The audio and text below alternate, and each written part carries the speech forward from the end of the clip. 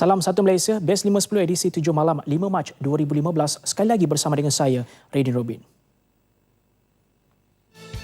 Polis Diraja Malaysia PDRM menerbitkan Jurnal Integriti sebagai sumber panduan dan maklumat terbaru berkenaan PDRM.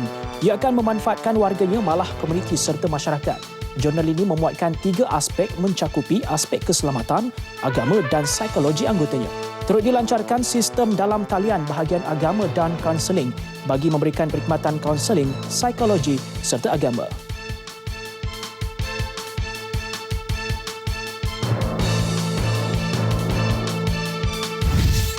Rang Undang-Undang Pencegahan Keganasan POTA akan dibentang di Dewan Rakyat bakal memperkasa lagi undang-undang sedia ada.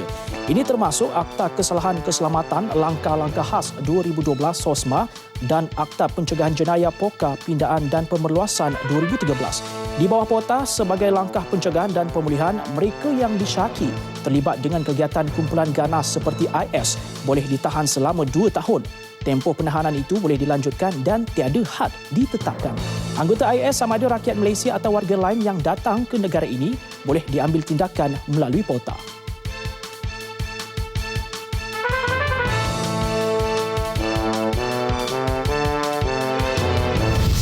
Dalam pada itu, Pusat Pengajian Agama di Melaka akan dipantau bagi memastikan ia tidak dijadikan tempat merekrut anggota militan. Kewujudannya perlu mendapatkan kelulusan agensi berkaitan seperti Jabatan Agama Islam Melaka dan penelitian ketat dilakukan sebelum diluluskan untuk beroperasi. Semalam polis mendedahkan seorang lelaki berasal dari Durian Tunggal, Alu Gajah dipercayai terbabit kegiatan kumpulan militan IS di Syria. Sebelum ini, Ketua Polis Negara Tan Sri Khalid Abu Bakar berkata akan memantau semua madrasah di negara ini bagi memastikan ideologi militan tidak dipupuk dan berleluasa selain tindakan diambil terhadap mereka yang terlibat.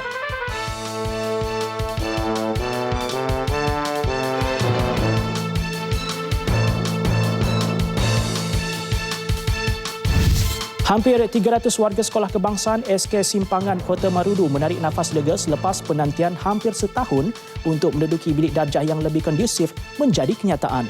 Bilik darjah sementara bagi menggantikan bilik darjah yang musnah dalam kebakaran sebelum ini dijangka siap minggu depan. Kos keseluruhan pembinaan 4 bilik darjah baharu dianggarkan berjumlah RM120,000. SK Simpangan merupakan antara sekolah tersenarai penerima waran berjumlah RM25 juta yang disalurkan Kementerian Pendidikan kepada 22 sekolah melalui Jabatan Pendidikan Negeri bagi pembiayaan baik pulih sekolah di Sabah.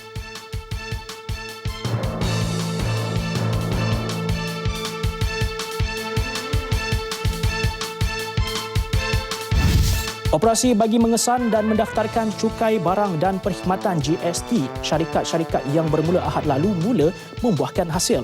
Di Johor, 219 syarikat dan peniaga dikenakan kompaun berjumlah RM3.28 juta. Mereka gagal mendaftarkan perniagaan mereka selepas tamat tempoh pendaftaran pada 28 Februari lalu. Operasi akan diteruskan sehingga 15 Mac ini.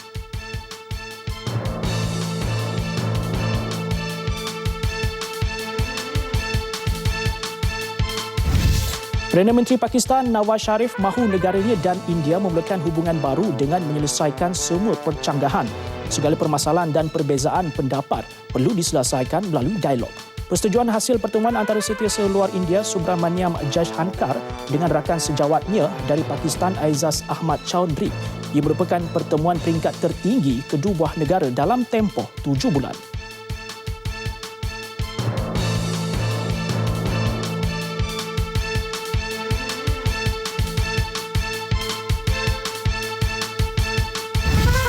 Sekurang-kurangnya 20 anggota pasukan keselamatan maut dalam serangan terhadap bangunan keselamatan oleh pemberontak. Turut terkorban 14 anggota pemberontak. Akibat serangan, sebahagian bangunan musnah. Pemberontak dipercayai meletupkan bom yang dipasang dalam terowong berhampiran bangunan berkenaan. Tindakan ini bertujuan melemahkan benteng keselamatan negara. Kumpulan berkaitan Al-Qaeda termasuk Nusra Front mengaku bertanggungjawab melakukan serangan terbabit.